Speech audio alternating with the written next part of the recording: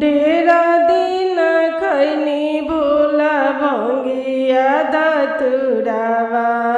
ढेरा दिन खैनी भोला भंगिया धतुरावा। अब करी खेतिया हो भोला मानी मोरा बतिया। अब करी खेतिया हो भोला मानी मोरा बतिया। मानी मोरा बतिया भोला मानी मोरा बतिया।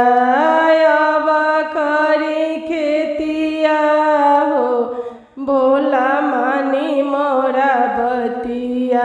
पहिले तरनी भोला दुई रे बेकतिया। पहिले तरनी भोला दुई रे बेकतिया।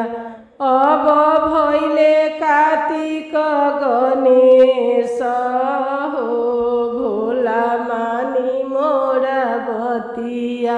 अब भैले कार्तिक गणेश हो भोला मानी मोरा बतिया। कथी के हर करम कथी के पालो। कथी से जोतल जाई खेतिया हो भोला मानी मोरा बतिया। कथी के हर करब कथी के पालो। कथी से जोतल जाई खेतिया हो भोला मानी मोरा बतिया। कथी से जोतल जाई खेतिया हो भोला मानी मोरा बतिया। तेरा सुल के हल करब नागवा के पालो।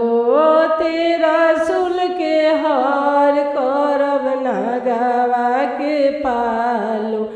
बासाहा से जोतल जाई खेतिया हो भोला मानी मोरे बतिया। बासाहा से जोतल जाई खेतिया हो भोला मानी मोरा बतिया।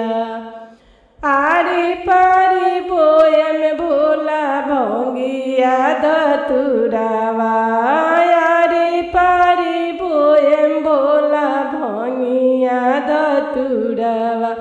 बिचावा में बोयम बसमतिया हो भोला मानी मोरा बतिया। बिचावा में बोयम बसमतिया हो भोला मानी मोरा बतिया। अब करी खेतिया